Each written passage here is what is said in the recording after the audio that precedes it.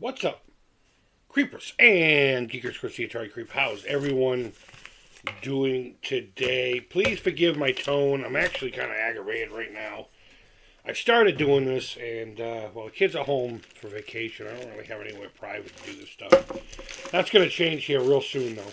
I'm already working on a pseudo studio in a room that you've seen before, and it's all wood panels, so it matches. It just became a catch-all, and now I'm trying to clean it out and get rid of crap that we don't need anymore, that everyone seemed to think we needed forever.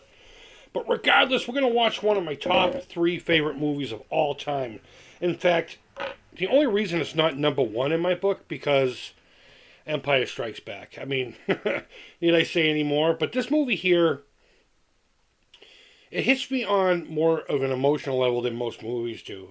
And anyone who can identify with the Arnie Cunningham character knows exactly what I'm talking about. You know, you may not have been a fucking geek like he was, a wicked nerd, you know, a meek little mouse. But I'm pretty sure there's a good handful of us that went through a lot of, I guess, the emotional roller coaster and the self-doubt that he did. I know I did. Thank God when I got into junior high, I kind of grew a little bit faster than the rest of the kids until they caught up with me in high school and got bigger than me. But I was that kid that went the long way home because I just didn't want to bump into that one kid, you know? And I have my own little personal vehicle Christine story to share with you while we watch the movie. Concerns a bicycle. No one became unalive as a result of it. Not that kind of thing, but the same idea, you know, there's a very important line. A very important line. I'm actually getting choked up right now thinking about it. But, you know, enough of me talking. I'm watching this on Prime. I thought I had a copy of this. Fucking better get a copy quick because physical media go bye-bye. So I have everything at 0. And what I'm going to do is I'm going to do a countdown from 3 to 1. And when I say the number 1, not after 1, I'm going to hit play. So it's going to be 3, 2, 1. And the movie's going to be started. Okay? So here we go. Get your stuff ready. Pause if you need to real quick. And we're going to hit play in 3, 2, 1. Here we go. Not only is this it's a John Carpenter movie, so you know it's filmed well. I mean, I say it's one of my favorite top 3 of all time. The Columbia Picture logo is up. The words just showed up. I'll try to give you some key sync up. You know, we might be a couple seconds off, but at least we'll be able to watch it, you know. Columbia Picture presents Polar Films. Okay, so you should know where we're at by now. You should know where we're at. But, shit, I forgot what I was talking about. But, you know, it may not be on a technical level probably the greatest movie, you know. Story-wise, it's basic. It's a love story. It's a fucking weird love story. But at the end of the day, it's a love story. And I'm sure there's a lot of themes in this movie that a lot of people can identify with, you know? And there's not too many movies of this genre that I can watch and get a little emotional and choked up about. This one does it to me almost every time. Because I totally get it, that first time he sees Christine and how he feels and needing to make it, you know, it's a project. It's a distraction from his everyday fucking life, you know? Everything sucks. Everybody sucks around him except for one dude. And even he in the book doesn't even know why he hangs out with him. Really doesn't. I mean, I knew they grew up together. If you've never read the book, we won't talk too much about the differences. There'll be a few places that, you know, that we will. But it was one of the books I've read more than once. There's not too many of those. Believe it or not, I can read. I just don't have the greatest comprehension, you know? I'll read something 2, 3 times before it sinks in. But yeah, no, this movie's great. The soundtrack, I could listen to it all day long. Not just Johnny B. Good. What am I talking about? Not just Bad to the Bone here. And this was a neat idea. I mean, we won't talk too many technical whatever about the film. But I always thought it was weird that this looked different than the rest of the movie. I understand it's trying to convey it's the 50s, so everything's softer and a little, you know. I always thought they just pumped smoke into the room, but apparently they used a film stock called Eastman Kodak that was a little softer, I guess. I didn't know you had different film like that. I knew there was different quality, but I had no idea that different films produced. And I guess it makes sense. You know, I wanted to get into film, but no one encouraged it enough to where I pursued it as a real thing. And I wish I had. I wish I had just told everyone to go fuck themselves. I would have loved to have been a special effects and makeup artist. For real. Prop master. Whatever. Anything where I had to create stuff for a specific film, you know? Things that come to mind like the Necronomicon and Freddy's Glove and, maybe some makeup, but maybe not so much makeup. I did a lot of makeup when I was a kid, but my sister and my mom were pissed. I was always taking their makeup and making the neighborhood kids look all fucked up. I remember one time I got in trouble. I got this T-shirt off Fangoria magazine. They had these 3D T-shirts. God, this is the late 80s. And one of them had a giant plastic axe sticking out of the chest, and there was blood all over the face of it. It looked pretty good, actually. I remember ordering it with my shoveling money. Had my parents write the check, gave them the cash. And it didn't last long. I had the shirt for about a day and a half. I put it on in the bathroom at school and then kicked the stalls and screamed as loud as I could. And then just laid there waiting. I put a little blood in my mouth, too. I had to see a psychologist after that. They made me see the school shrink once a week. My fucking parents were so mortified. So mortified. Now this is one I didn't get to see in the theater. I had to wait till HBO or VHS, rental. And I remember I would rent this a lot. My friends would be like, "What the fuck, bro? Can we watch something else?" No joke. There was there was one sleepover where I rented and brought this over, and I had to wait till everyone was asleep before I could watch it because they refused to watch it with me. Not that they didn't like the movie; they just didn't like it like as much as I did, I guess, as many times as I liked it. But I like how they stick to somewhat of a reality here. The Belvedere / Fury didn't come in red. It came in that cream color that you see. And in the book, this was custom ordered. So, I mean, they do hint at the book here and there quite a bit. They just don't tell you. But that's legit. They didn't come in red that I can recall. And according to the book, Rolly LeBay ordered it custom. This Dodge. There was a guy next door to me that had one of these Dodges on his front lawn, and it was for sale for like $500. And he was always out there making sure it started. Sometimes it would putter out. Sometimes it wouldn't. It sounded nice. And I looked at my dad and I was like, "I got the money." He's like, "Do not put that in our driveway, please." You'll just forget about it and it'll sit there forever until you just junk it. There he is. What's up, Arnie? You know what made me want to watch this? No joke. I mean, of course, because it's one of the greatest movies of all time. It's a great love story.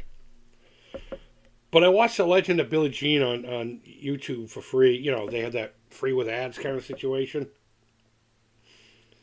And Keith Gordon's in that, too. And I didn't realize how cheesy that movie was. It used to be like an anthem movie for teenagers when I was a kid. Mostly women, of course. Pat Benatar as the soundtrack.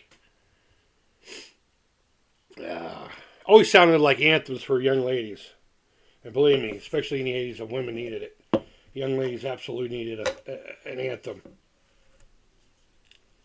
Here we go, Scrabble. My mom had a really nice Scrabble board. A giant one. It had a swivel, it was plastic, and it would spin. You didn't have to... It was pretty cool. So let me ask you this, and put this in the comments down below. So let me know you're actually paying attention. What car would you prefer? This Chrysler? Well, they're both Chryslers. The Dodge or the Plymouth? How about that? I'll just say that. That Camaro later on that Buddy has doesn't count. But would you take the Fury or the Challenger? Or Charger? Oh my God, I always fuck those two up. I need a girl to get laid. I love this conversation. I don't like her mustache. That's right. So, before we get to the scene that hits me the most, when we discover Christine to begin with, my personal Christine story, so to speak. My dad, first of all, you got to understand, my dad was VP of sales for a truck company on top of being a full-time minister. Never got paid for it. I just found that out a few years ago. Pissed. Took up so much of my father's time, he never even got compensated for it. I mean, I guess in the pearly gates and everything, he got rewarded. But regardless, it was feast or famine in my house. Feast or famine. We were either always fat and happy, or there was weeks we went with tuna casserole for 4 or 5 days, maybe even longer. My mom would whip a giant pasta thing, and that's what we would eat for a week or two. But there was this time, I don't remember how I deserved it or how I earned it. But he's like, it basically took me to a bike shop to pick any bike I wanted. I really don't remember. I remember it was a special thing. And there I was in this room full of shiny GTs and red lines and Diamondbacks and Raleighs and all these gorgeous, the pegs and the pads and the mag wheels. And I could have had any bike in that shop, any bike. And my dad called me over to see, he was talking with the shop owner. And he's like, it's all right, man. Which one's it going to be? We don't have all friggin' day. And behind him in this little area, which you could tell leads to a shop in the back for bicycles, was a Schwinn Stingray red. Just kind of hanging there. It didn't have a front wheel. I don't even know if it had forks on it yet. It must have, because there were handlebars, so forget that. And it was just this ratty looking thing. It wasn't destroyed. It was just old and beat up and not really equipped like the other bikes. And I remember picking that one. And they were like, why? I'm like, I don't know. And I'll tell you what, I got made fun of a lot for it. And you know what I did? I took the original seat off of it. There was this one seat that was on a exercise bike that my mom had that she never used. And it was the ugliest seat in the world, but it was the most comfortable thing on the planet. Excuse me. I just took a sip of soda and went down the wrong pipe. And I put that on there. Everyone made fun of it until they sat down on it. So I tricked this little Stingray out. It was awesome. I mean, it didn't look cool like everyone else's bike. But it looked like that dude with that, the 70-something Camaro that has patches of Bondo all over the place and mismatched colors. It was that kind of a bike. I eventually painted it black, and then I don't know what happened to it. I think we just threw it away eventually when I got older. And I had several bikes after that. I got legit BMX bikes after that. And of course, I had a BMX scooter, a General Sidekick, 14-inch, not the 12-inch. Oh, man, I love this scene. Buddy Repperton being a prick. The way he talked to the teacher, I was like, yes! Or the principal, rather. Try it, you bald fuck. I'll knock you through the wall. Fuck! Everyone said that dude who played Buddy Repperton was a wicked nice guy. I believed him to be a prick at the time. I normally don't walk on the personalities and actors because I know they're pretending. It's their job, And a lot of people who play pricks in movies really well tend to be really nice people. I've always wanted to meet him. Out of all of them, Keith Gordon and Buddy Repperton. I can't remember the actor's name. I apologize.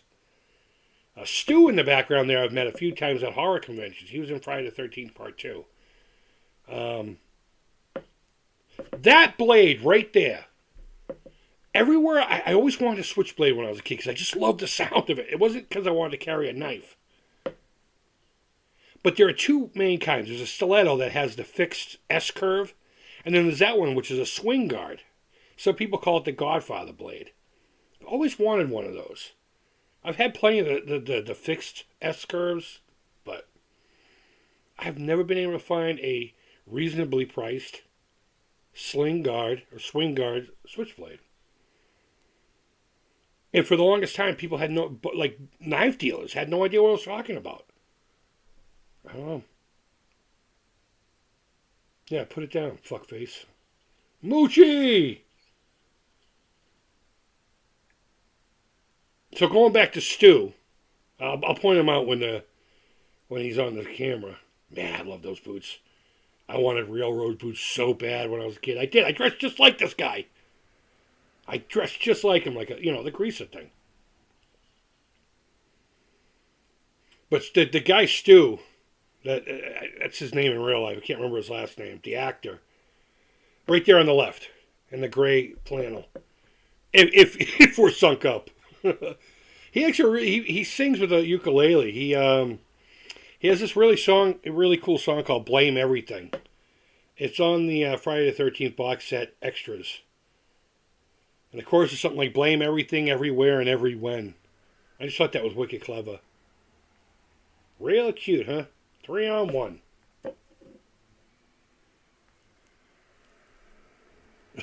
Fucking Moochie's like, yeah. I had teachers that would do this shit. If you got fucking, if you stood up, they put you right back in your seat. And our parents didn't mind as long as it didn't go too far. And my dad babied me. There were times where he just said, you know what? But at the end of the day, I would get it's still an adult and you need to fucking respect them. If they're wrong, come see me and I'll fix it later. Don't be disrespectful. But there were times I could get away with it because of certain things. But if a teacher had to do that, my dad was on their side more times than not. But trying to explain that to the kids today, the kids, they're almost 16 years old. They're like, really? I'm like, yeah. I had a teacher slap me in the back because he thought it was funny that my jacket I had a leather jacket at the time and it would make this crack sound in the hallway. So he slapped me in the back. I didn't know it was him. I thought it was another kid. I turned around and shined his jaw. No one got in trouble. I mean, it was what it was. He just said, call the cops. This guy didn't call the cops. His name was, I'm not going to say his name. I'm not going to say his name in case friends from back then stumble upon this, but it began with a D and it was in the middle school. I believe he was a math teacher. He had the Dark Side of the Moon prism on his chalkboard. I didn't have him as a student. He used to tell all the girls to stay away from me and this kid named Old Late Learner. Stay away from those guys. They're trouble. One of those girls I married. Had 2 daughters with. Here we go. This is it right here. This is the whole heart of the movie. The rest of the movie's great, don't get me wrong. Keith Gordon just did such an amazing job here. I get these movies were looked down upon, but how he didn't win any kind of major awards, maybe not necessarily the Academy. And I'm sure there may have been smaller awards that he got for it, but look at him. Look how antsy he is. Whoa. And this fucking reveal, man. They're backing up. The camera's panning to the right. John Carpenter is such an amazing director, and I'm sure his cinematographer there. Who did that? It wasn't Dean Cundy that did this one, right? I'll have to look that up. I would do the same thing, and to this fucking day I do this. I see things like this, and I'm like, yes! That's gotta be from me. And it's like he says, I found something uglier than me. Maybe I can fix it up, though. I mean, fuck, I got 5 guitars that left to me that are Christine's. In condition. It could be fixed up. I remember we had a 63 Dodge Dart. When we finally got rid of it, 66,860 original miles. Push button 225, slant 6 automatic. The thing was in great shape. It had a little bit of rust here and there because Chrysler bodies are just garbage. They use the shittiest metal to this day. Jill Thart, you need these. What a great character actor this guy is. He was in so much in the 70s and the 80s. Again, I forget his name. Okay, Arnie, I was never stupid enough to say whatever it is, it's not enough. I still like the wheel and deal. But, yeah, the 63 Dodge Dart, man. I remember my sister-in-law saying, Because I had a friend that had a 360. I was going to drop into it. I was going to stab it with the transmission. 727 transmission, I think. I don't remember. And everyone's like, "You're never going to make that thing a hot rod." Are you fucking kidding me? That's what I dealt with my whole life. Naysayers. And you know what? As a kid, you believe it. I guess I just didn't have the fucking gall to fight back and pursue my dreams. But yeah. That car was fun. My brother bought it brand new off an old man. Not brand new, bought it off of him. Who had it since brand new. He drove around in high school with it. And then my mom ended up with it for a little while. I remember going to get McDonald's in this thing. And the greatest thing about the car, and maybe not so great, is it had zero options. No power, anything. No radio. There was like this metal plate over where the radio holes were that was decorative. It was pretty fucking cool. No seat belts. Nice looking car. 63 Dodge Dart GT. Look it up, the two-door. It's my understanding this Chrysler also has a push-button transmission.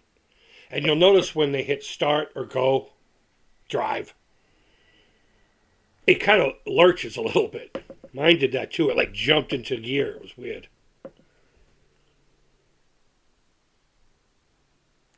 It's funny that he says there's no bringing this back. He talks about later on that, well, the car came back. 6 weeks later. 3 weeks? 6 weeks? Oh, I don't remember.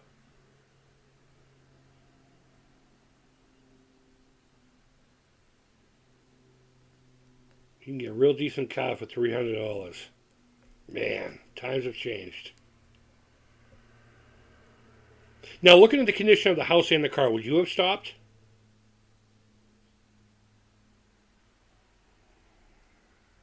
Would you have stopped and looked at this thing? I know I would have at least looked at it.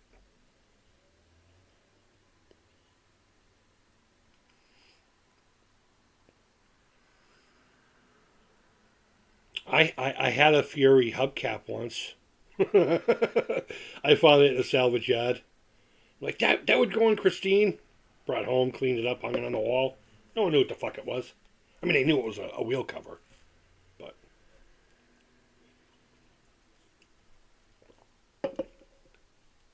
shitter.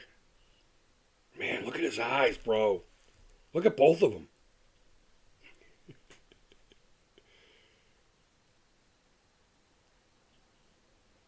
Bumblebees. Oh, boy.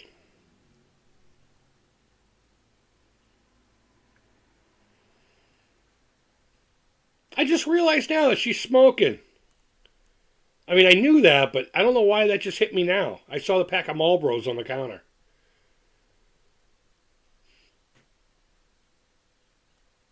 I had those glasses. I lost them. Well, similar ones anyway. You guys should remember. Oh, my mom would say that to me. It's most certainly not it. I'm trying to think, did I have any parents or friends that would fucking talk to me like that? Give me hell? I don't know. I'm pretty sure I would have fucking mouthed off back.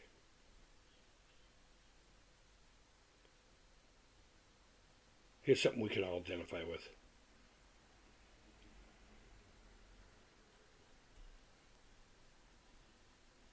"17 years without embarrassing you or getting in jail. I want this one fucking thing." I'm sure we can all appreciate that.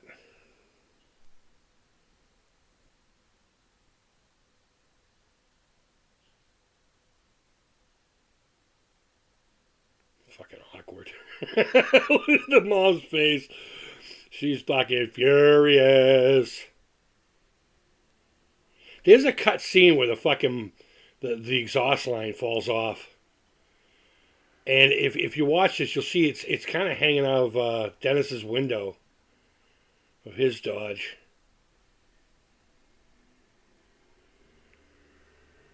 I see why they cut it out, but it's a funny scene. It just kind of just falls off, and then it just fucking stops and grabs it. Like it's going to be worth anything, right? You might as well just fucking leave it. Well, I mean, I guess you can't leave it there, but.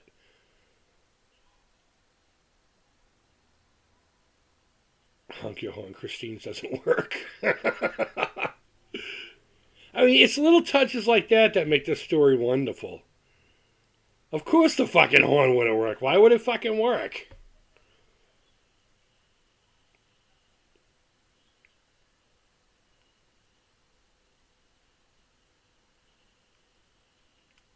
But at its heart, this is it's a love story. It's about trust. It's about earning someone's trust. In this case, it's a sentient, murderous fucking automobile.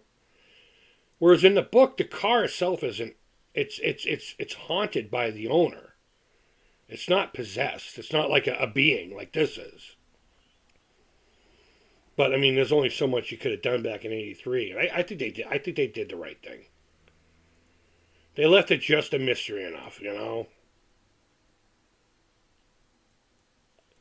And there's talks of a remake, and there's a lot they could. I believe I spoke on that, and if I can remember, I'll put the link in the down below in the description. But I've always wanted to be a couple of characters in either a play or a movie. I want to play Darnell, fucking bastard, unalived himself in it. I still say this to this day. Dude is so mean he could pour boiling water down his throat and he'll piss ice cubes. But I've always wanted to play him. Or Jacob Marley. Anyone wants to do a production of A Christmas Carol? And, somewhat local. Let me be Jacob Marley.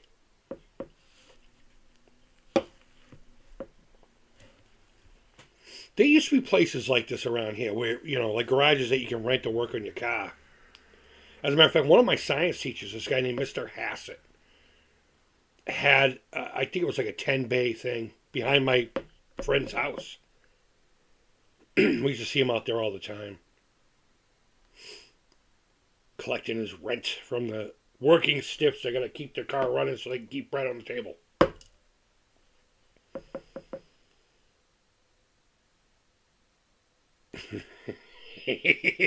Dennis is just like, fuck you, bro. Pie hole. I said that to my brother once. My mom thought I was talking about the veg. She thought I was being vulgar.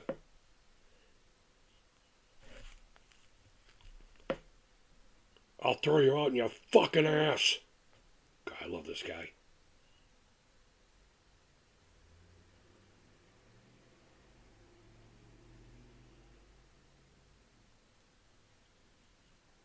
I never understood that. Why'd you open the gate to begin with?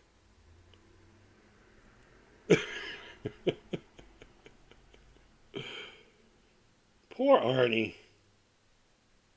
Seriously, you know what? Fuck the parents in this case. I mean, I'm sure they're fine. And I get it. The car's a fucking piece of shit, but to be uptight that your kid can't get his own little project, can't take classes to fix it, you know what I mean? They're embarrassed that he's taking shop.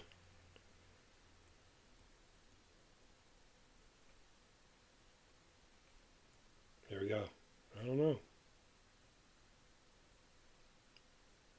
Maybe it's because I found something that's uglier than me. There it is.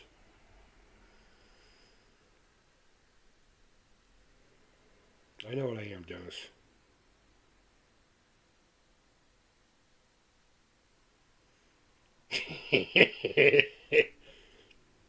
That's called camaraderie, people. That's called camaraderie.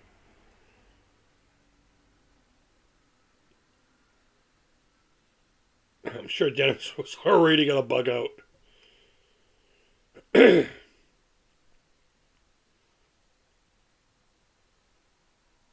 Seriously, there are some movies that just make you feel rebellious, you know? When you're a kid, you're like, it's you versus the adults. It's always about the adults, you know?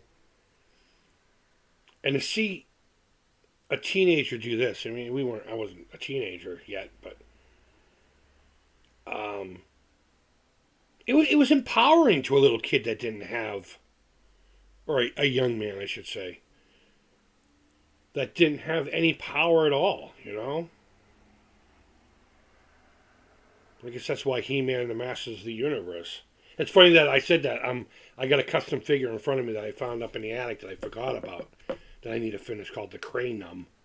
It's basically Masters of the Universe legs and hip with a giant skull on it and arms coming out of the skull. You'll see it eventually if you follow me online. But he's got a new windshield wipers for a busted windshield. That's exactly how I would work. And you know what? Putting those new windshield wipers on that busted windshield would make the car seem so much shinier to me. And yes, you can, Mr. Darnell, you can polish a turd. It's still going to be a turd, but it'll be a nice looking turd. Can you imagine this situation? $250 for this car, which at the time I know was a lot of money. You know, he probably spent almost $3,000 in today's money on that thing. Maybe even more. I don't know. You do the inflation rate. But not only can he just go through the pile and fix his car up with it, but now he's going to get a job with this guy. Now, in the book, it's criminal endeavors. He's delivering shit he shouldn't be delivering. But can you imagine you're this kid, everything that this kid's going through, and you get this cocksucker here that's constantly yelling at you, but he's letting you build your car. You have access to everything. What a dream scenario. If I had something like this, I'd never fucking be home. I'd sleep in the car. You know, and this guy likes him. This guy likes him. He's like, you know what? I'll give you a job.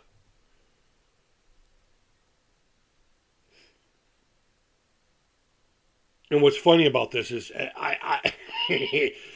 you know, Arnie's just like, you know what? I'll think about it. It's, you know, that's how you hear people talking.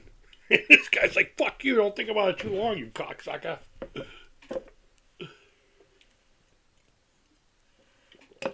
You know, he's just responding how he thinks people talk. The guy's being wicked nice to him. I like it. He's all smiley, he's happy. Think about what?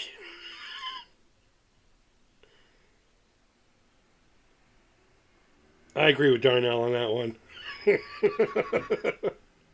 But if you look at Arnie's face, you can tell Keith Goins trying to convey, oh shit, I thought that's how people talked. Of course I'll do it, you know? I'm going to be quiet for this moment. This is an important moment. This and him coming to fix the car after it gets ruined later on. And of course his first introduction to Christine, I think are the key moments. This is where the car is like, I get it now. I'm falling in love. And it's communicating to him saying, look, if you're going to be serious about this, then I will reciprocate accordingly. Don't break my heart, Christine is saying. And unfortunately, if you break Christine's heart, it's dire consequences.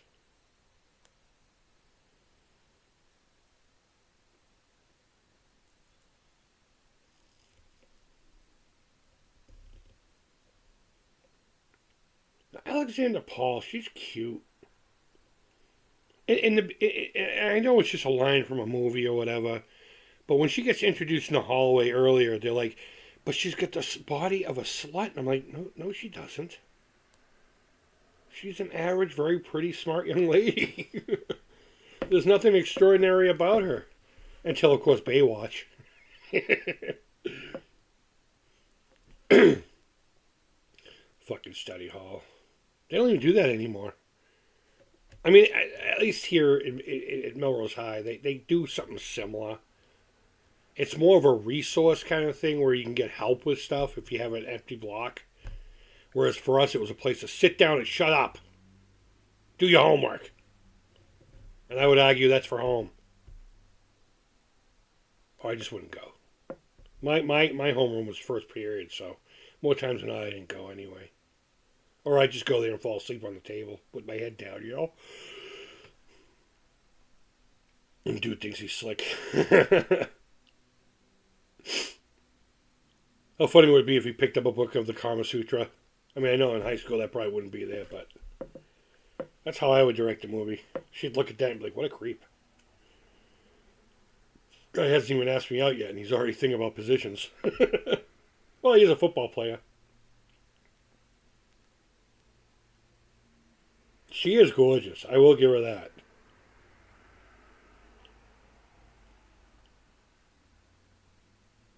How about dancing? Does anyone go out dancing anymore? I'm not talking about the club. I'm talking about just going somewhere to dance on a date. I would never do that. I couldn't do that. I was told by a girl once, and she said this in fun, because we, thick skin. She said, you know what? Wherever we go to dance, they need to paint a big blue square underneath you. The handicap spaces, I mean, it wasn't even as cool as Crispin Glover in Friday the 13th Part 4. I just have no rhythm.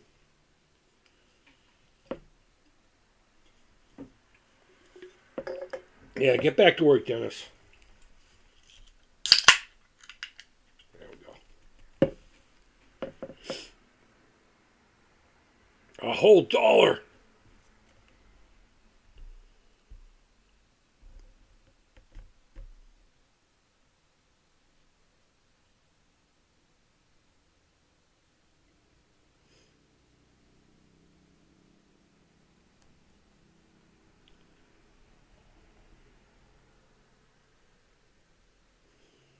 Poor Dennis.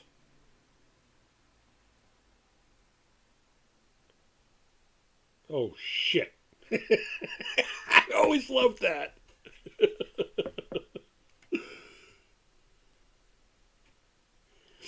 That Volvo in the background is pretty sweet, too, man. I like square body Volvos. I really do. As a matter of fact, before I bought my van, which was taken away from me because of a hit and run kind of a situation,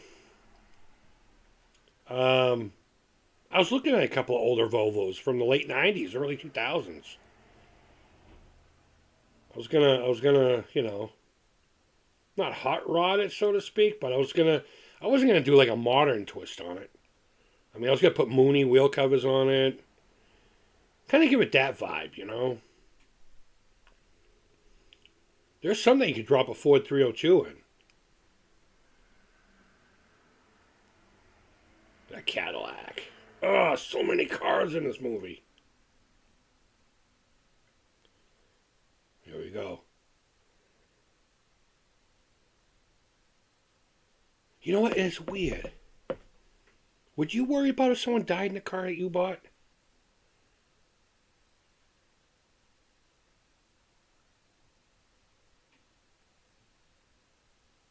Died in it. I remember as a kid thinking, oh my God, that could be a safety concern. But now as an adult, I mean, of course, it doesn't make that much sense unless he did it on purpose. Wink, wink, nudge, nudge. So that wouldn't be a safety thing. I guess at that point it would just be more of a, are you willing to live with a car somebody killed themselves in? I don't know. This this scene right here. In the book, it's way different. Because they buy the car off the actual owner, Rolly. And then later on, Dennis and oh my God, what's her name? I can't think. It's too early in the morning. Sorry. They go see this guy at a hotel room. He's a high school teacher, I think, in the book. And he tells the story, but it's more involved. And I would love to have seen that, even here, in this context. But this really sets it up. Watch out. It's fucked up, man. It wasn't that simple. I mean, in the book, again, if you, I'm sorry if these are spoilers, but his daughter started choking in the car while they were driving. He pulled over, grabbed her by her leg, held her upside down, punched her in the stomach to try to unlodge the burger. And it didn't happen, so he threw her back in the car and then just took his time getting to the hospital, and she just slowly died in the backseat of the car. It's a lot more horrific. But, you know, I guess there are just some things that you just don't fuck with, I guess, in the movie. And they say a book is typically an 8-hour experience, story-wise. Whereas a movie's usually two hours and under, not so much anymore, but it's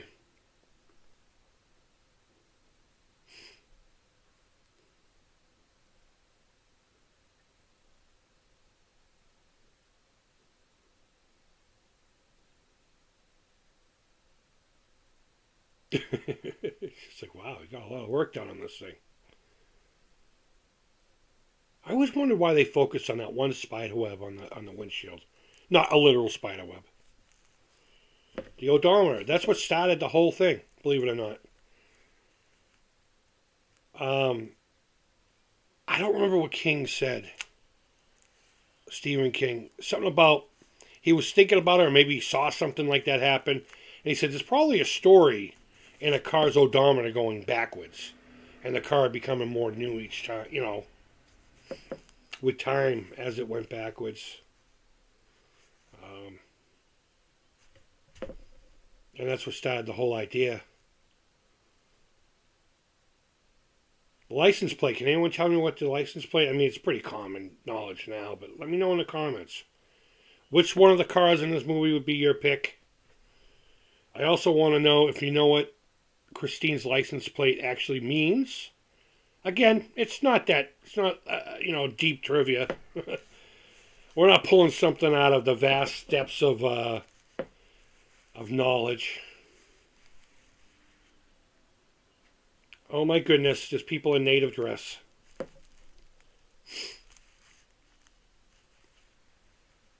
So unculturally appropriate. Man, look at that Baja Bug to the left. What was that, a Maverick on the right? A Ford Maverick or Mercury, whatever the version. Comet, is that what it was? No. What was the Mercury version of the Maverick? Or was the Mercury the Maverick? I don't know. That van a little bit to the left is quite sexy itself. I can't remember if that's an early or a mid. I can barely see any of it, but I want to say it's an early Econoline, but God, that car, the angle of it, it just looks so long. It looks like a shark. And it's funny, later on, one of Carpenters' directions was, so it is an early Ford, the van all the way to the left. He had said, I want it to look like it's kind of swimming around like a shark before it comes after you. Ugh.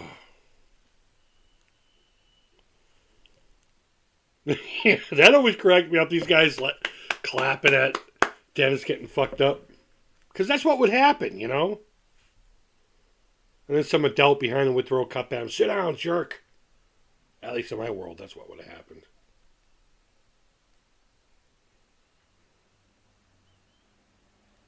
Have I mentioned the music in this fucking movie is amazing? John Carpenter really knows how to accent the emotions of his movies. Especially these earlier ones,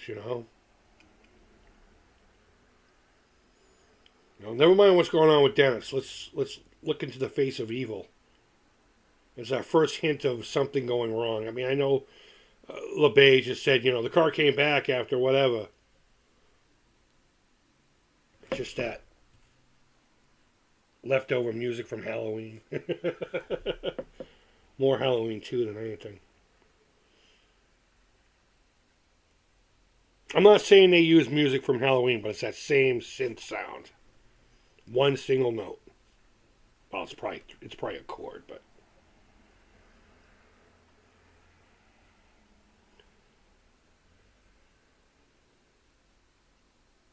This is a nice little moment. It's got a nice little flow, a dynamic, a shift. Arnie, when he first walks in, is like Arnie from before Christine.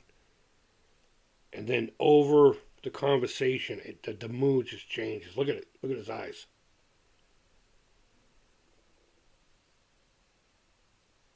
It's like Arnie's pretending to be Arnie at this point, LeBay, I'm saying LeBay is getting more into him.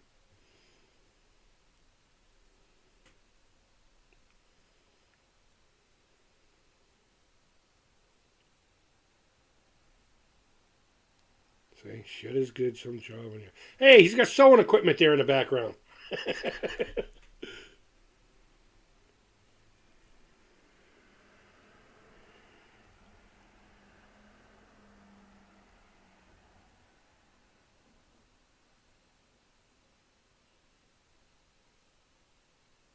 I'm gonna respect her mind. And she lusts after my body. I like this. This is like their last true dynamic together. After this, these two are separate. They're not Arnie and Dennis anymore. It's Arnie and Dennis.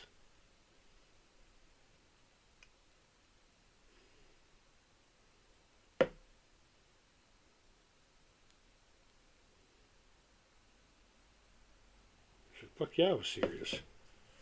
Now, it's a little too serious for a car, but I get it. Yep. You'd have to face getting old if you grow up.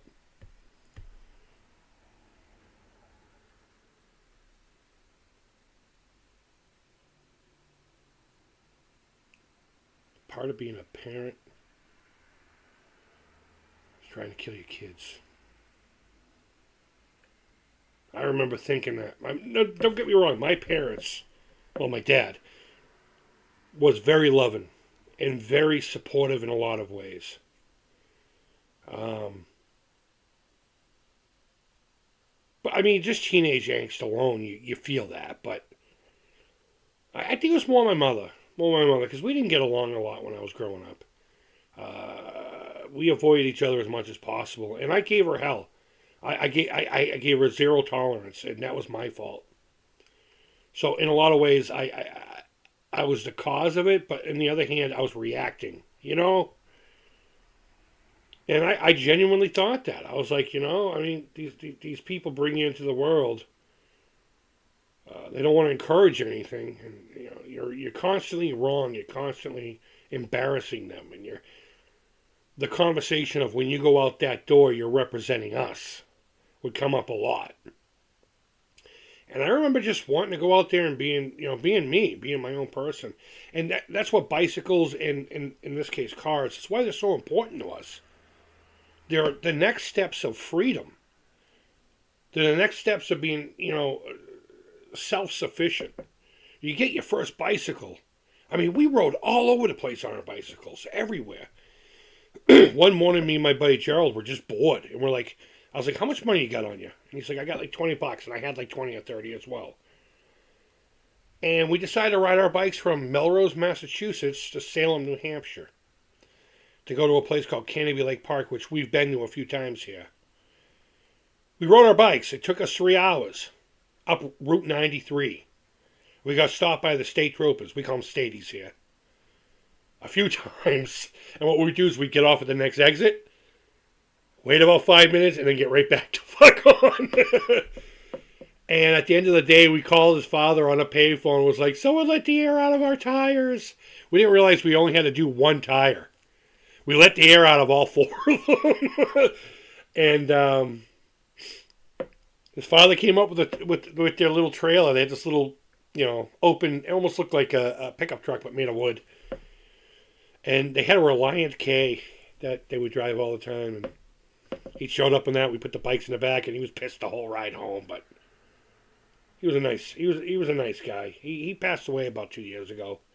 I didn't get to go to his funeral or his wake. I feel bad about that. He was a significant individual in my life. We didn't get along too well, but he was always respectful of me because I always was respectful of him. But he thought I was the bad influence when I was really just At the time, honestly, I was a follower. I was a meek kid growing up until middle school, where I just had a fuck enough.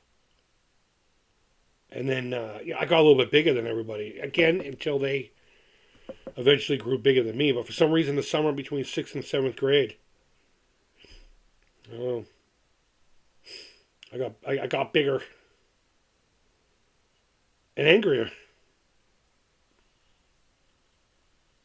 And all those fucks that punked with me throughout the years got a rude awakening because I didn't back down from shit from that point. Here we go.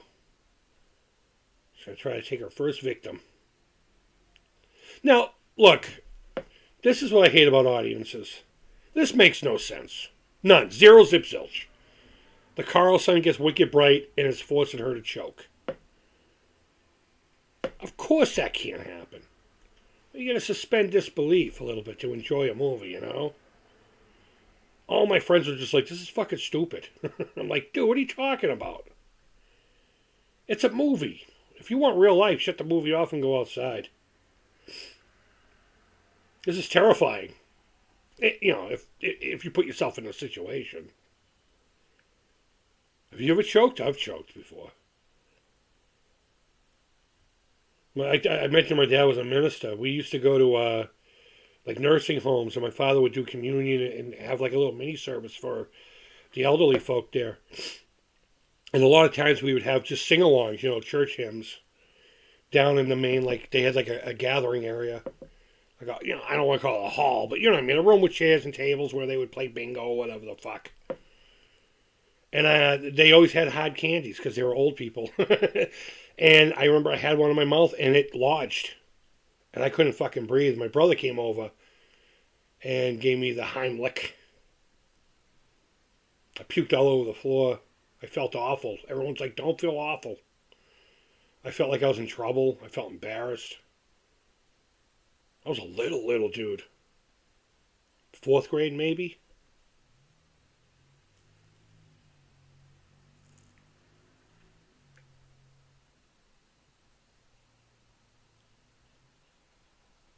Yeah.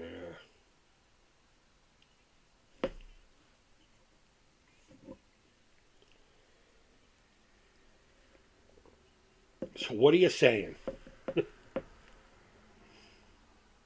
This argument always aggravated me. Because, I don't know. He was trying to help her. Let's be fair. All right, if she wants to be pissed at the car, that I get that, but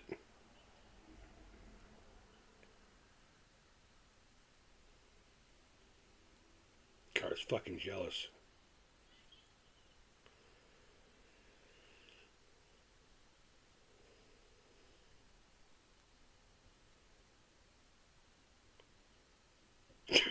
Dude straight up was like, "You're a sexually frustrated woman." He went from being a nice guy to, oh, LeMay.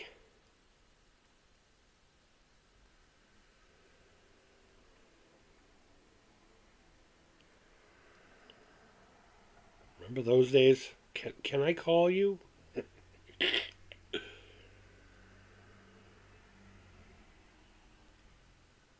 I mean, I know it means will you pick up the phone and actually talk to me? Because you can just call if you want. I mean, nothing's stopping him from dialing a number.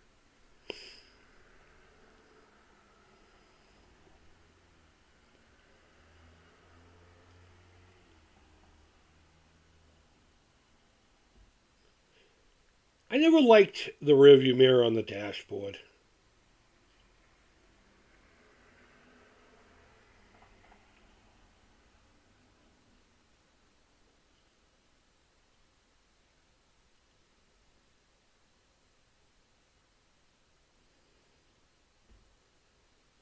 Come on, baby, please. It's the one that Christine believes him here because he just did talk to her right there and was like, I love you. Well, he didn't say he loved her, but he did defend her, so, meaning Christine.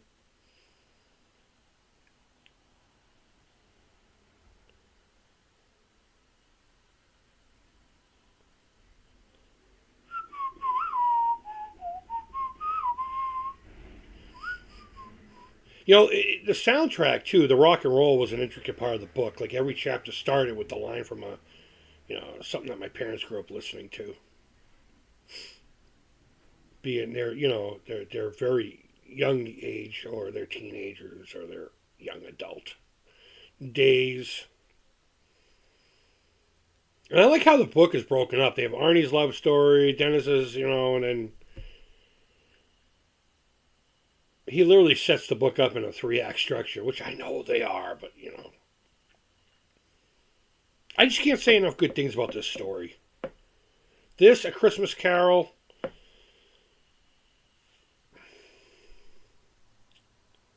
it's just a story, the themes.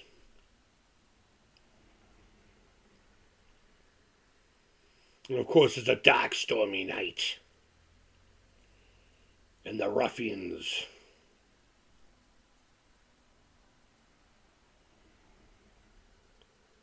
Whoop! That always cracked me up when Buddy slipped.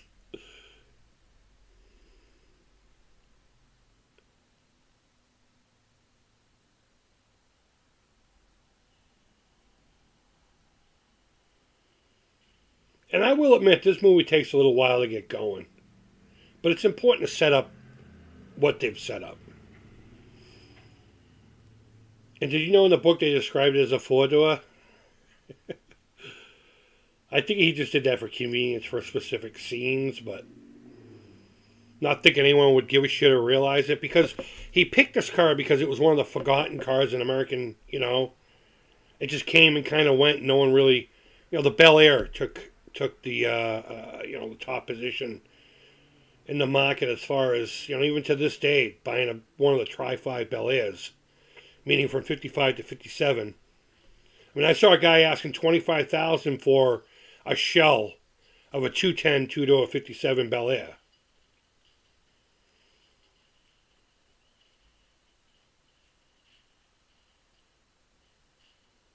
Nah.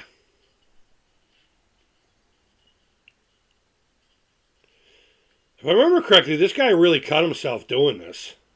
Moochie. He's like, this fucking radio. Fuck you.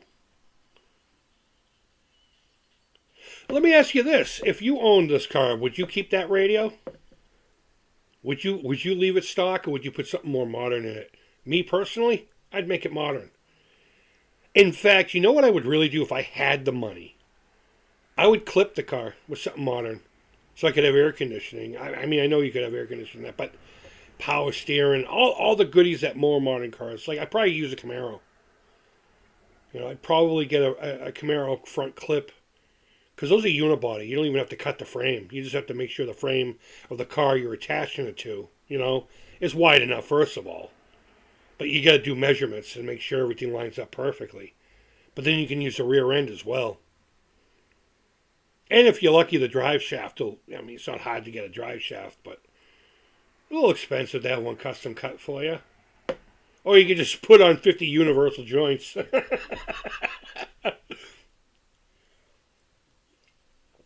Look at. This is a fucking phenomenal scene. Keith Gordon, he did all the shit. She didn't know he was going to do that. And then when he shoves her, great actor. I guess he's behind the camera a lot more now. Keith Gordon, man. I'd like to have one of his autographs. I don't go to conventions and shit, and I don't even know if he does conventions.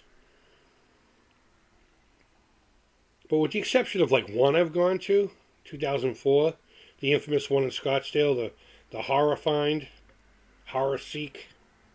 The website was called both. The infamous one where Tim Sullivan thought parts of the Necronomicon went away and it said it was just tucked underneath the actual book. They locked the place down and had the cops show up and everything. And I found out later on that Red Letter Media was there. And when I say later on, I mean like last year. And this was back in 2004. I wish I'd known who they were. Mike was there. Mike's like a hero of mine. Mr. Plankett. Oh my God. Look at him. He's just focused on the most minimal task. The little Just a little bit of the rubber, you know? I mean, it's not even, I mean, it is important, but like he's not like looking at the body. He's not looking, he's got this one little piece and he's just like his brain's like, I could just put this back. It's not going back. I could put the, he's heartbroken.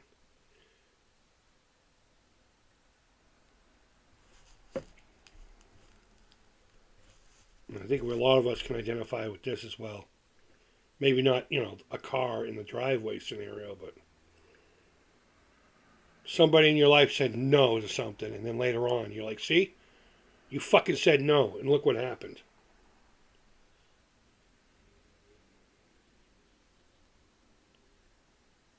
Even though he's being disrespectful, I'm on Arnie's side here.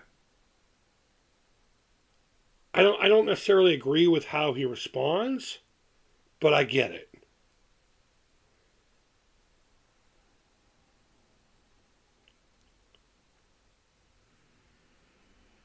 It is. And I don't think he's being disrespectful to be disrespectful. I mean, nobody wanted him to have this car. And it's just convenient that they're like, we'll get you a different car.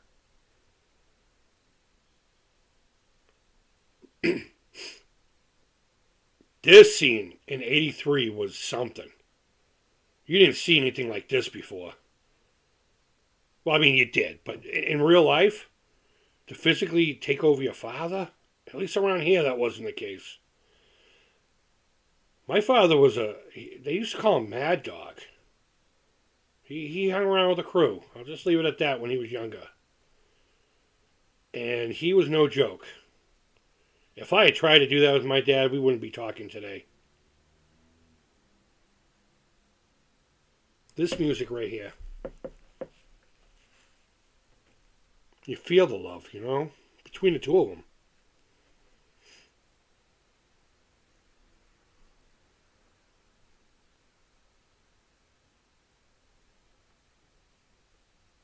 Not if we work together.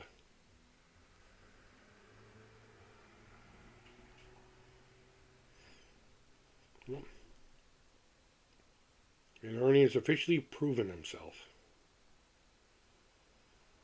And that's what it's about, especially with partners, you know, your husband, your wife, whatever. If you're not looking forward together like this, I know it's weird to say that with a car, you know, as part of the relationship, but it's really key. I mean, that's your partner in life. And if they're not looking in the same direction as you, maybe not the same goals, but if it's not us versus them, it's us against the world. And we're going to show them that the relationship ain't worth it. Okay. Show me. Okay, so look at the scene right here. You see that thing by his shoulder, his right shoulder? It's part of the window that jets out to the right. I, for some reason, when I was younger, thought that was his arm. And I'm like, why has he got his arm out like that? Oh, it's part of a rack system. It's got, like, I guess a car door or something on it. But what the fuck is he doing with his arm? Is he trying to do, like, the Elvis shake with the hand? I don't know. This blew everyone's mind. I remember even my mom, my dad were like, wow. And apparently it was super simple. They just crushed the car inwards and did this thing called poor man's reverse, where they filmed it upside down. And then when you print the negative right side up, it's reversed. And that's why it doesn't have a we just reversed the film kind of vibe to it. It still has this weird, I don't know, like supernatural vibe to it because, you know, we're not used to seeing things do that. But you know what I'm saying. If they were to just film it and then reverse the film, it would have a certain visual cadence that's very easily detectable. Oh, they just reversed that shot. But since they technically didn't, it doesn't have that uncanny reverse look, I guess you'd call it. But they did a poor man's reverse process. It's pretty cool. Pretty innovative. Look at that. Look at that. Look at that shot. Look at that framing. You know it's Christine. You can barely see it's Christine, but Oh, it's not centered. Moochie centered. Well, not now. Chrissy ain't even centered there. And I believe that's to give you the vibe that, again, something's a little off. Filmmakers they're magicians, you know. They're psychological warfare pricks. I mean, just look at Stanley Kubrick's The Shining. That whole movie's nothing but a mindfuck. I try to watch it with my girl, and she got, I think, to where the twins show up in the hallway, and she's just like, I can't do this anymore. It's just too much. And it's subconsciously unnerving. And you don't even know why. And it's because of things in the film that your brain notices, but you don't. But like Mr. Plinkett says, you may not have noticed, but your brain did. Yeah, the nerve on this kid. You ain't mad at me, are you? And why is that one headlight to the left black?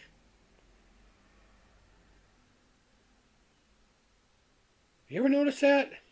I mean, it works, apparently. Maybe it's just the way it was lit.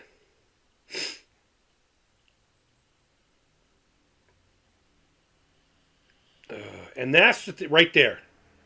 That's what makes this scene terrifying. Not that this car's chasing after him, but it's kind of like Freddy Krueger. If you remember in the first movie, he chopped his fingers off, he cut his stomach, and what he's trying to convey there is, I don't even care about my own safety. There's nothing you can do to stop this thing. And if they're not even concerned about their own safety in pursuing you, that's terrifying. That means there's no soul conscious, like a Terminator, you know? It can't be reasoned with, it can't be bargained with, and it doesn't feel pity or remorse, and it won't stop until you're fucking dead. And if something that's pursuing you with the intent on ending your existence, and they don't even give a shit about their own safety in doing it. I mean, that's the scary part. Yeah, 2.5 tons of metal coming at you at a full rate of speed. That's going to get the adrenaline going, you know?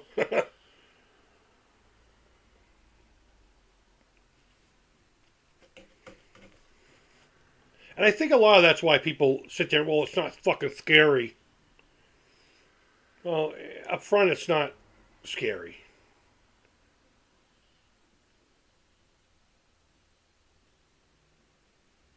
And right here, he's just toying with him like a cat and a mouse. Just fucking toy. He could have ran him over in that little alleyway. Easily.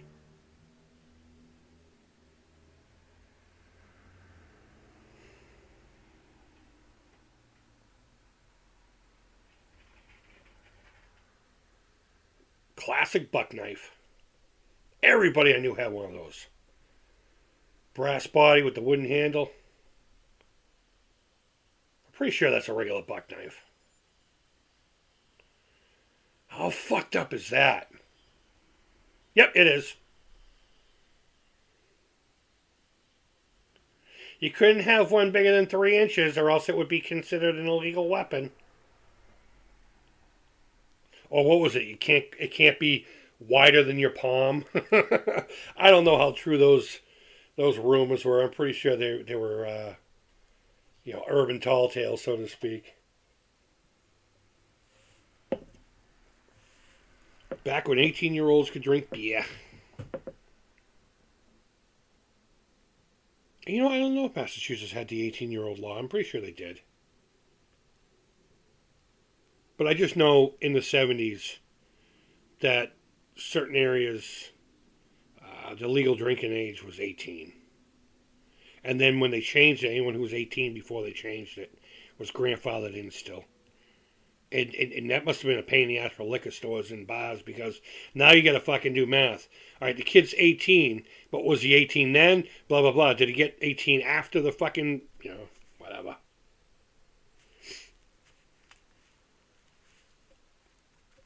Look at his eyes, bro.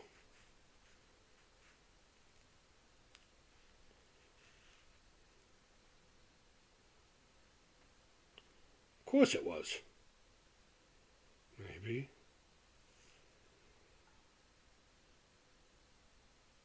Oh, he ain't gonna do it again. Look at his face. He knows.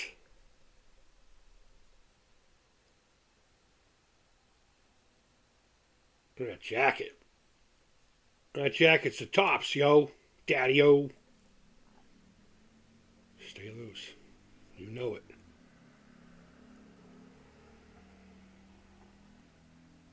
Would have been nice if we got a little pomade in his hair, made him look a little more greaser-like, but...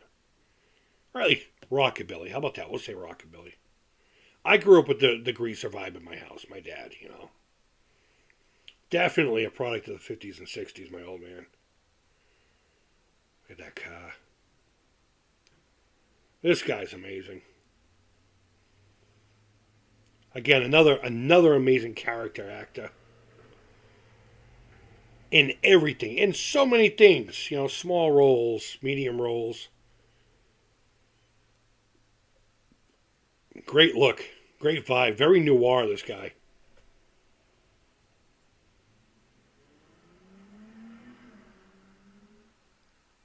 Your girl.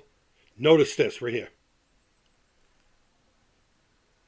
Oh, I'm sorry. In a minute. I'm talking about when he laughs and says, she's not my girl. And he's doing it in front of Christine to let her know, you're my girl. So I fucked that opportunity up. Man, just to have the grill, that centerpiece with the V of the chevron. I mean, I know you can't see it now, but what an interesting grill. And the two headlights set up on either side, the figure eight, I guess you'd call it. I don't know.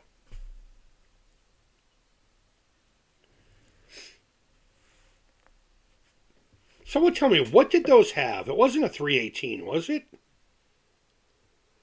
This is definitely before the Magnum came out. And when I say Magnum, I don't mean the firearm. I'm talking about the 440 Chrysler. Even that Fury in the background the cop is driving.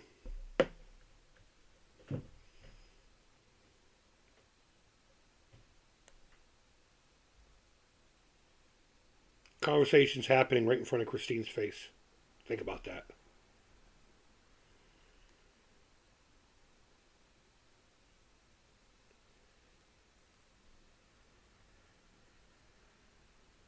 I don't care if he's a cop. I would have told him to get the fuck off my hood.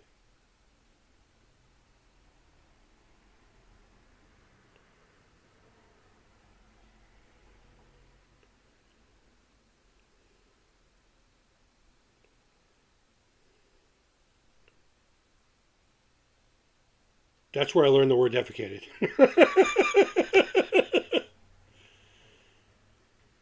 Shit wipes up. Wipes off.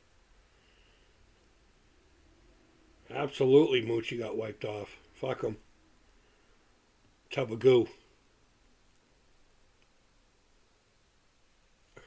Oh, fucking scalp, bro.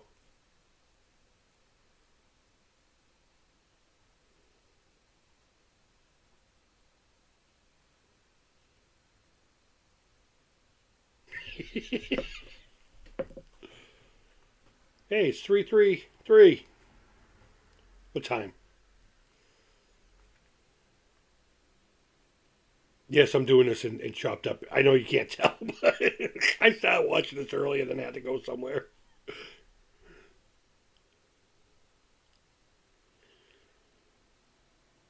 Since never.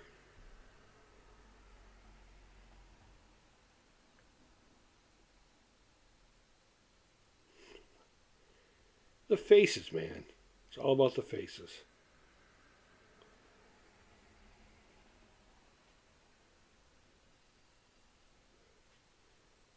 That phone.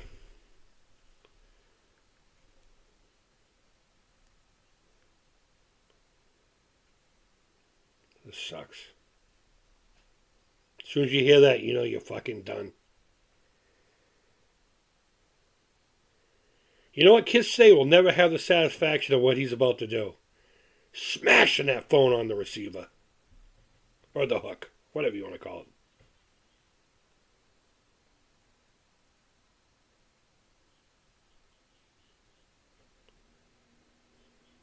Screaming, fuck you, and slamming the phone down. And then picking it up going, oh shit, I didn't mean that. You call him back, you're like, I'm sorry. You look like a lunatic. And you're like, fuck you. And then you call back like, I didn't mean it. Man, teenage emotions. Thanks, God. Appreciate it. Thanks for inputting angst the entire time, insecurities, self-doubt.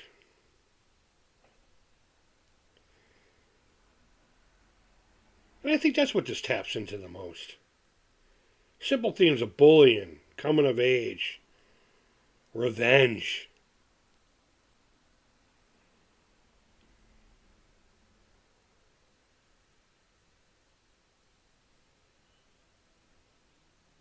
Vandenberg.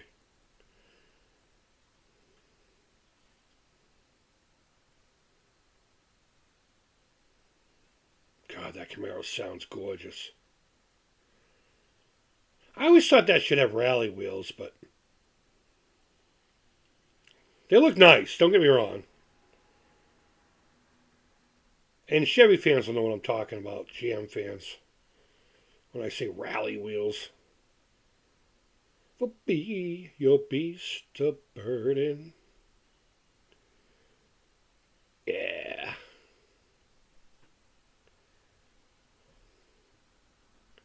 I had a dude once play his fucking headlight game with me once.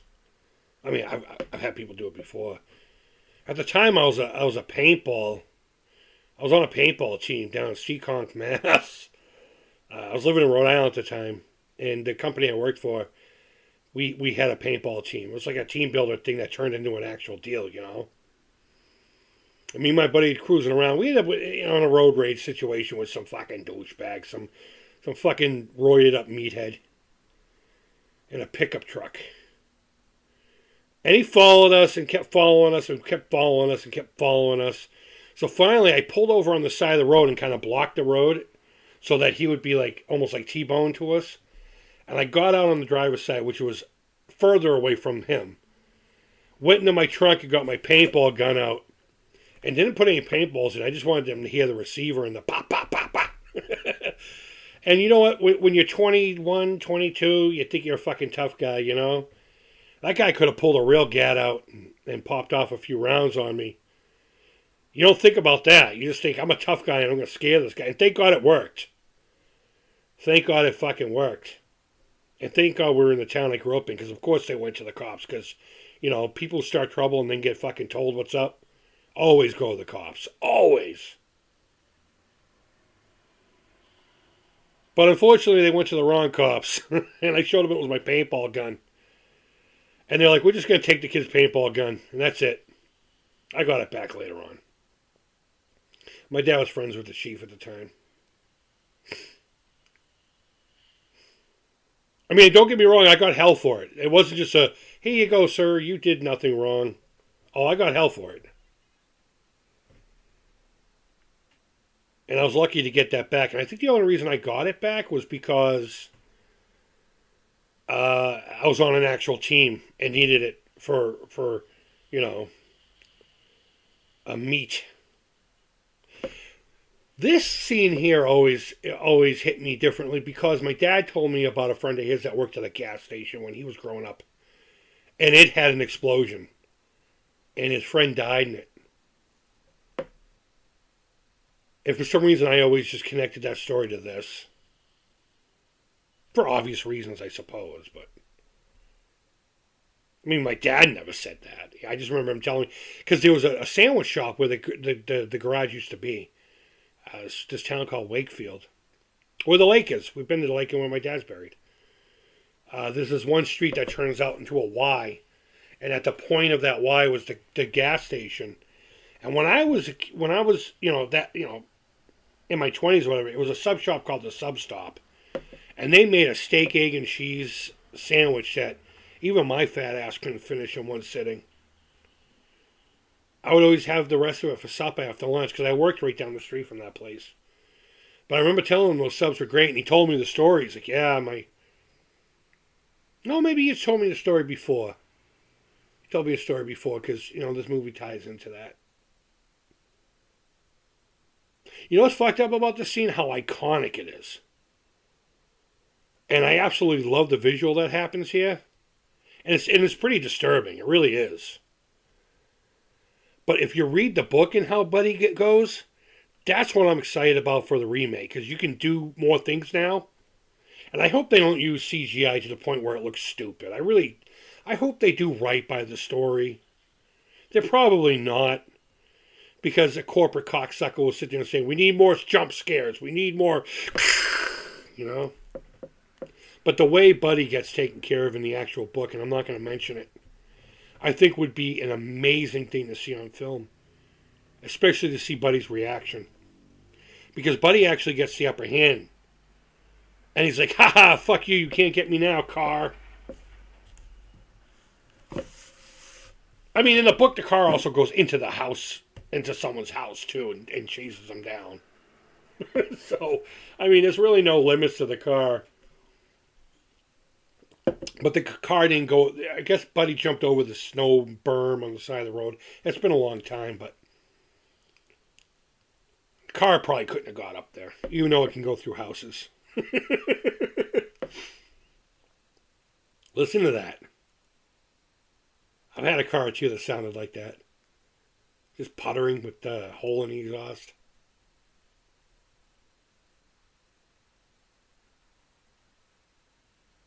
I love the sound of cylinders firing off in succession.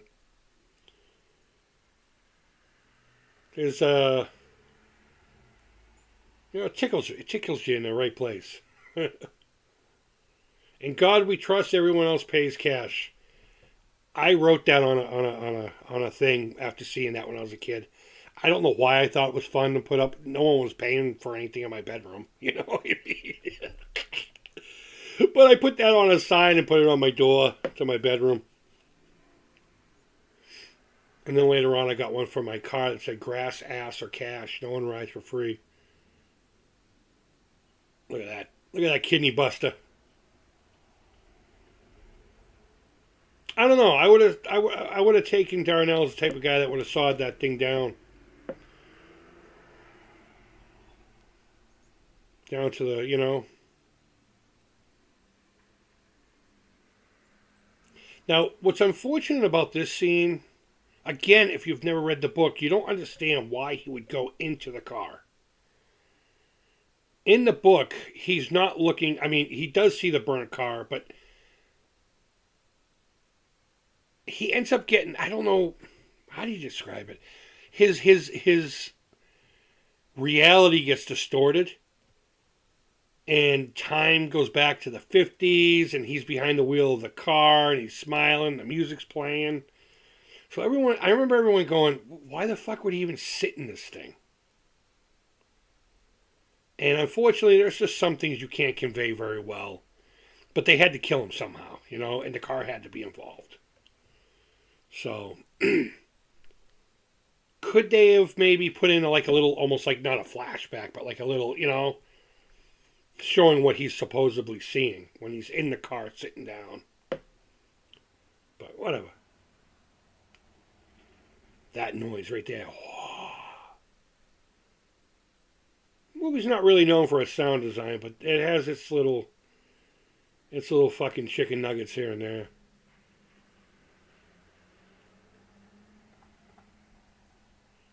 See, right here, he's seeing a new car. He's seeing it beautiful and brand new. Still smells new. And look at, he's happy to sit in the seat. So if you're looking at it in the context of what's happening really, it's like, why would he be doing that? That's fucking nasty. Why would you sit in there? Fuck, it would probably burn him.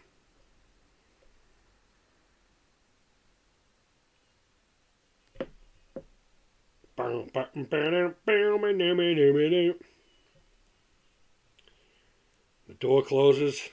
Wham!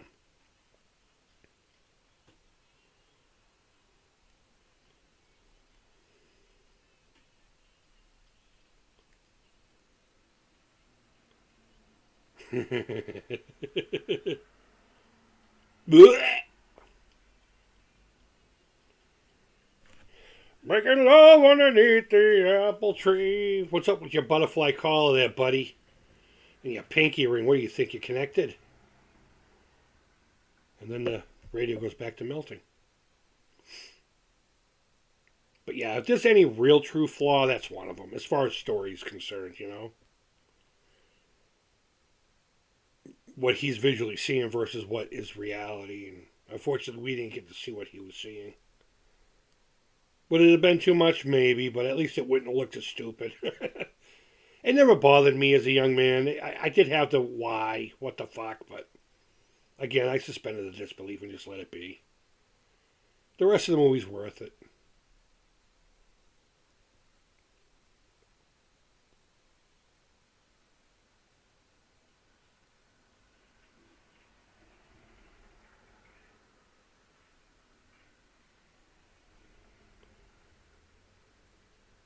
So yeah, I want that receipt.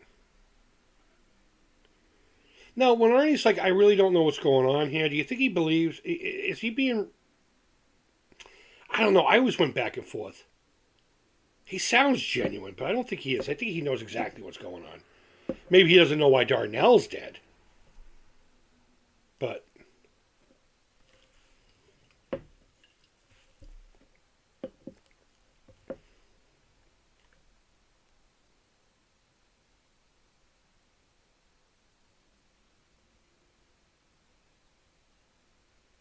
maybe he didn't know.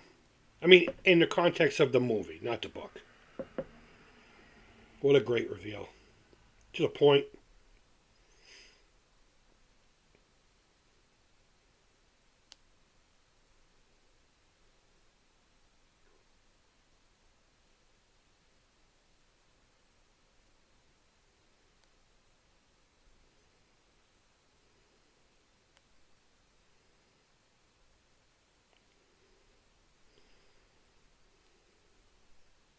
I don't know. Does he know?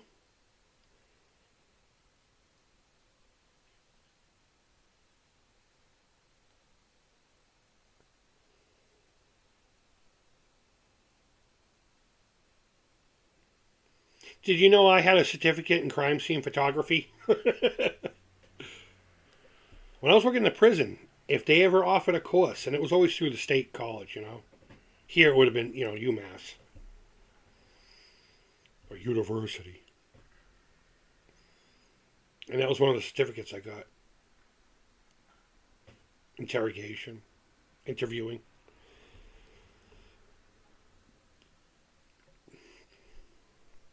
Oh, don't get me wrong. When I tell you I have a certificate in interviewing and all that, you know, interrogation kind of stuff, it's not to the level of, like, say, a police officer, detectives and stuff like that. But it was kind of like rudimentary as far as, you know, you got a couple inmates, maybe one of them disappeared. Wink, wink. And, you know, initial interviews before the big guys show up, so you can get some kind of, you know, baseline of what's going on.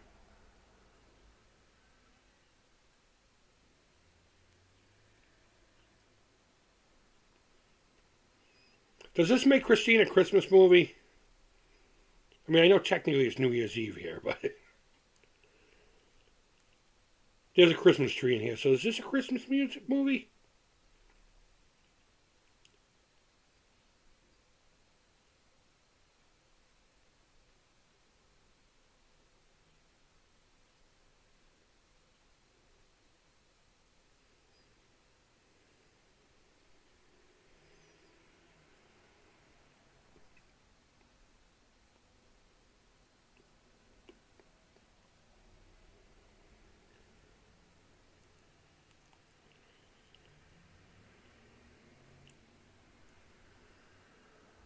I was saying earlier, it takes a little while for the movie to get going. I think it's paced well. I really do. I think it's paced for the most impact. I don't know if I would consider this like a mystery. Is Arnie doing it? Is it the car? Is it both of them? I don't know. I mean, you can speculate either way. And I'm sure the car is off doing its own thing and Arnie is involved. And maybe he is. And maybe he is possessed by Rolly LeBay and he doesn't remember when, you know? And right there, I don't know how they didn't see her. I mean, come on now. It's not that far away.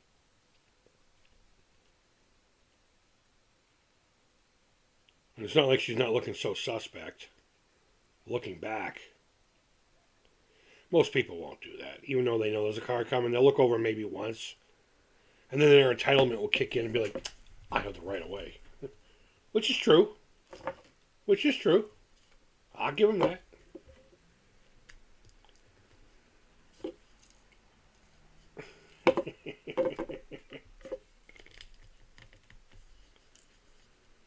That's funny. I see we got the old rust bucket. Careful what you call my Christine.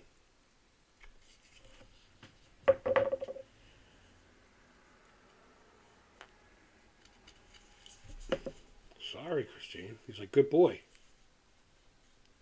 I never understood that. Let's motivate. I understand what it means, but I remember at the time thinking motivation means, to be inspired to do things, to be motivated to do it, like this video. It took me a while to get motivated to make this video. You're talking about motor. Which, did you know? Oh my God, I had a girlfriend whose father was a mechanic, usually heavy equipment, but cars, And whenever you'd call it the motor, he'd be like, it's an engine. Motors are electrical. And he's right. It's like magazine versus clip. A lot of people call them clips, and they're not clips. They're magazines. Clips are disposable. Death to the shitters of the world. I'll be honest with you, I was surprised I didn't pick up on that and call people shitters. Seriously. This movie was such an integral part of my growing up. Maybe that's why I'm so fucked up, these movies. But, I don't know why I never got into that, calling people shitters.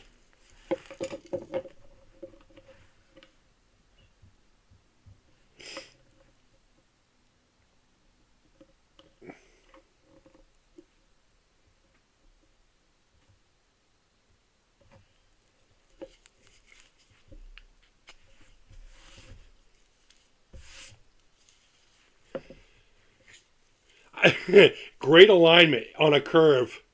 Whatever.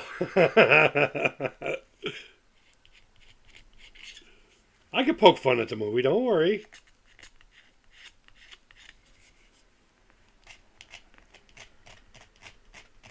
Sorry, I'm working on it. If you can hear that scraping. I'm working on a custom Motu figure. Crane. I think I mentioned them earlier. Yeah, let's not kid each other, Dennis. So this is what makes me think that he knows. But maybe he's just coming to the realization. And he's just like, you know what happens, boy.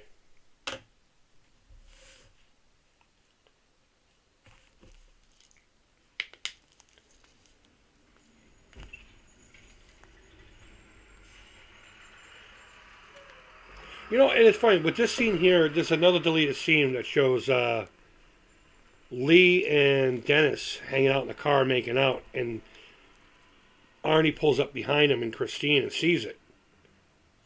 It must have happened after this scene. It had to have. I don't know where it would have been placed.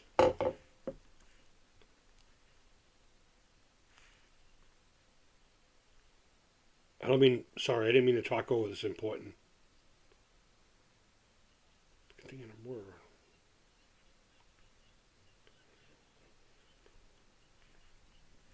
That's what we were talking about earlier with relationships, You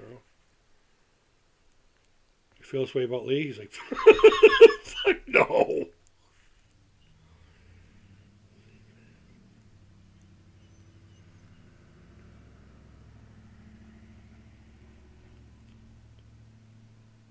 Slick boots, buddy.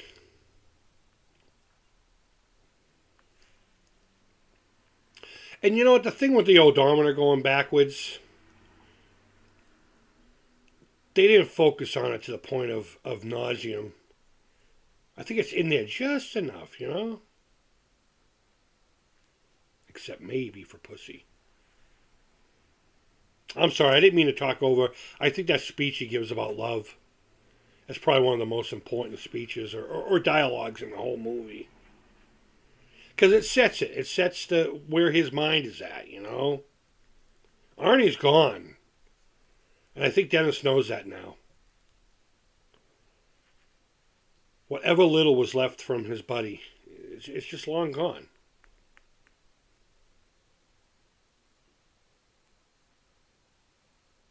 Look at those Kragers.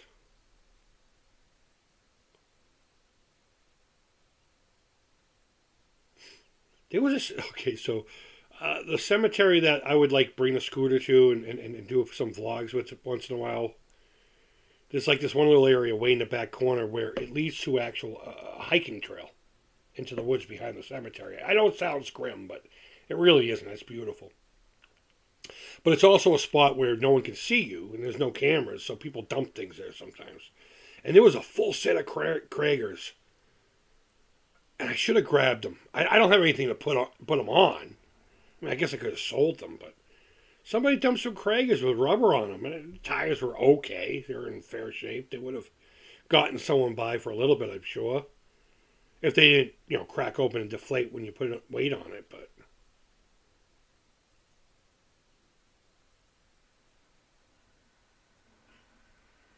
I think Carpenter. I think this is where Carpenter shines, especially in this movie. This whole setup right here, from the second Lee comes in to the ending of the movie. We could go into the finale. We could go into the fight, But we take our time with it. It's quiet. It's unassuming. No music playing right now. It's not telling you how to feel. Killdozer! Chris, that one wasn't a caterpillar. Or was it? Was it a caterpillar? I don't think it was. Yeah, it is what it is.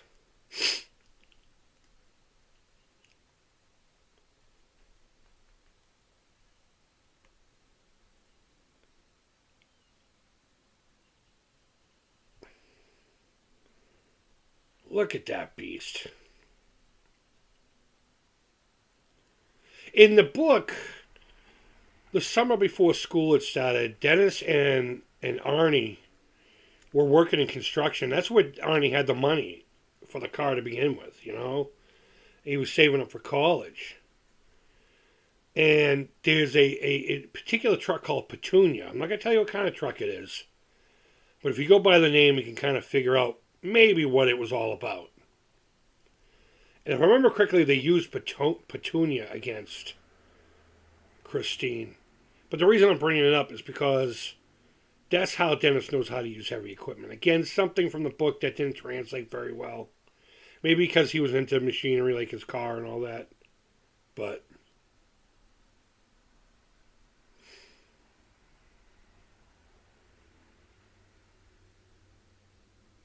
oh, she will. What if he doesn't come? Do you know why the old man put a dime in his condom? So if he can't come, he'll call. I know only a certain amount of people will get that joke.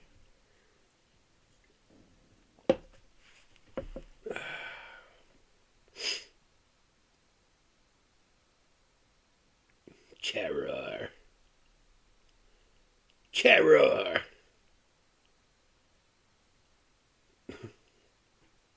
No, you should put her head down, Good time to relieve a little stress, right? Get some. Is that a members only jacket?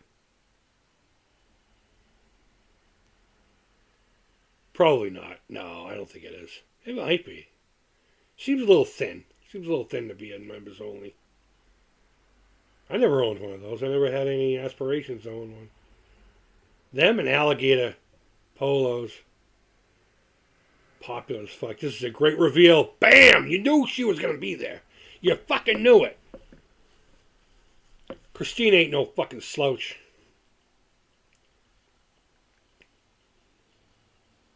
See, that's something that they should have figured out beforehand. It's an empty office, though. Why would it be locked? I don't know. Probably because Darnell was into a lot of criminal stuff and there's probably evidence in there. In the book, anyway, Or they just needed some tension. Chris, they just needed some tension, bro. Like you see the rollers underneath the car. Not too many goofs in this, but.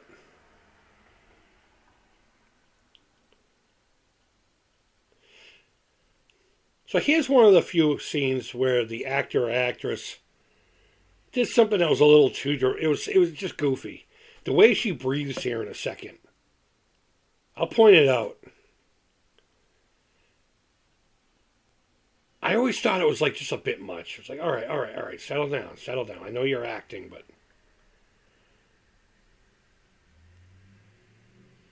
this fucking music. I don't know why she's not climbing up the front of that thing, getting into the cab. You might skin your shin a little bit, you know? Get a fucking bump on your knee.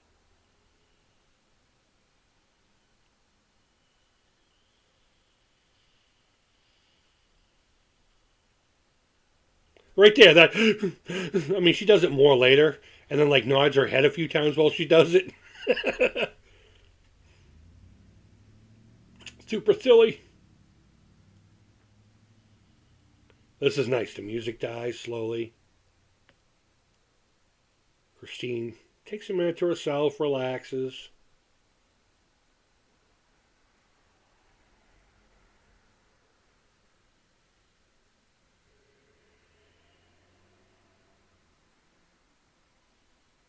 Look like fucking bullet holes in the side of the car. I never noticed that. I never understood what that vibration was either. I was like, what the fuck? What was that? Can anyone tell me what that might have been? Aside from headlights, there's nothing mechanical there, is there? And especially with the damage, it's pushed forward, away from the car. But look at this framing. She's not centered. But you can kind of, in the background, hear the metal crumpling sound of it fixing itself. Very subtly. I mean, of course, you'll hear it more here in a minute, but.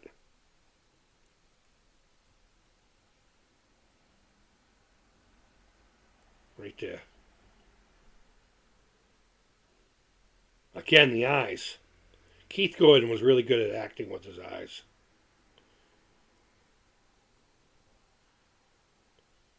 And the lights didn't just pop on. They dim on.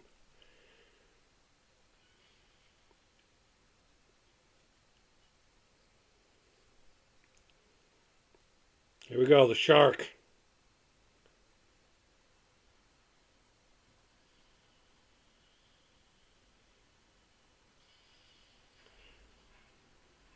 Do you think that's abrupt? I remember a friend of mine and I used to talk about it over coffee and cigarettes at Friendly's. Like just out of nowhere, he just comes out of the windshield. He felt it should have happened a little bit later on, but. And oddly enough, the only blood in the whole movie. It's only rated R because of the language. Did you know that? They wanted rated R and they didn't get rated R. But they didn't think it would do well if it wasn't rated R, so they added a whole bunch of fucks and. This is an important moment. Shh. It's touching, okay? Shh. I mean, like in the heart. I mean, I know he was touching it. She's mourning.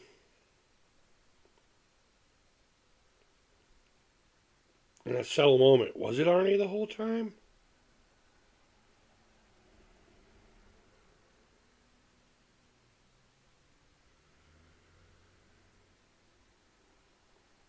I mean, it shouldn't be any surprise that it's not, because the guy already said, oh, excuse me, the car came back 6 weeks later.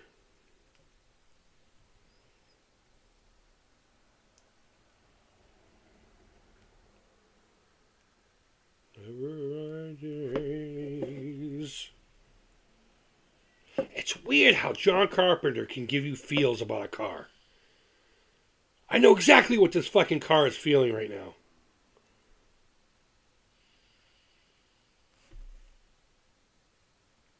My argument to this whole thing was they could have done this drawn out battle with the car, and it keeps fixing itself, and this thing keeps fucking it up, and maybe the car rips one of the belts off of the, I don't know what you call that, the tread system that makes the vehicle move, the big piece of machinery. But no, I think it was paced perfectly. You know, the car made itself a threat. Arnie dies, and now the car's lost, and you know,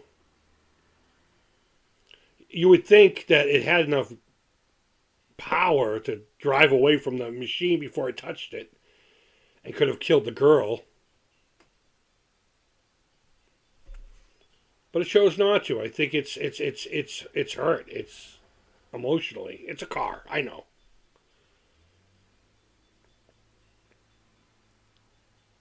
It's weird to talk about a car like that.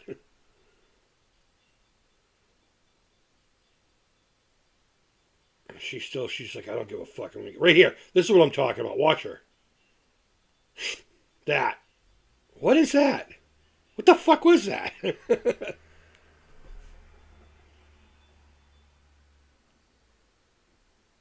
I think that was a little much.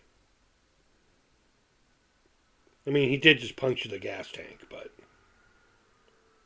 it's sentient. Does it really need gas? Let me know in the comments.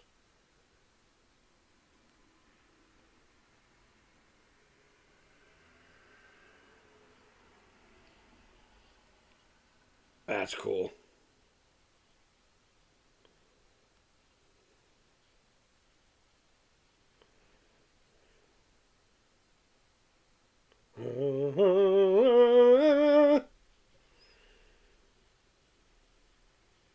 He's just like, you know what, fuck you. I'm just going to crush your ass.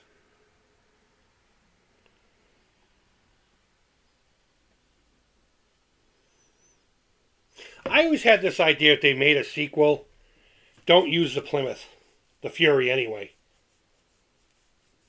Even though the entire car gets crushed, I know they pull engines out of these things before they cube them. And my idea would have been like someone went to the salvage yard to buy an engine block to build up. And it just so happened to be Christine's, you know? I mean, stupider things have happened in movies for sequels.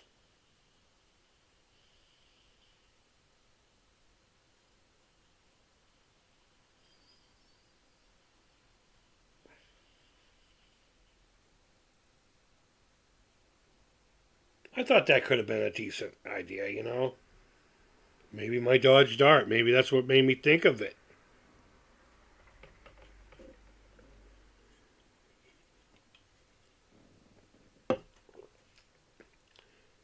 So this conversation always fucked with me because it's like, first of all, why is the detective with them in the salvage yard? Why are they in the salvage yard? And why isn't he questioning why they continue to destroy the car after Arnie had died? Does the cop believe the car was alive? If you can tell me who that guy is, that's a cameo. Let me know in the comments.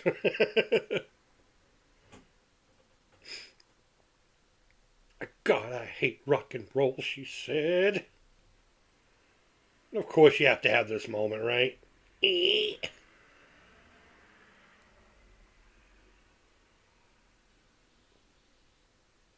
that's it. That's Christine, 1983. One of probably the most integral, is that the right word? One of the most important movies in my life. I mean, I never aspired to own a murderous car, but going back to the themes of the movie, and I'm sure the reason why this movie is so popular in a subculture, so to speak, is for that reason alone. Not necessarily the car. I know there's a lot of car guys that are into this. Film buffs and, of course, Carpenter fans. But I honestly think the majority of the folks that hold this movie in high regard, it's about the themes and the emotions and identifying with Arnie and Christine. I'm sure we've all, to one degree, had that kind of an emotional attachment to an inanimate object. And maybe in your life, somebody, nobody liked it around you, you know? and it was like you and that, and it's like you don't understand why people don't love this thing that you hold so dear.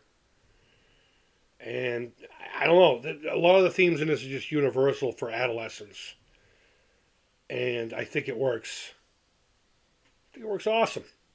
So, guys, thanks for watching this with me. I really appreciate it.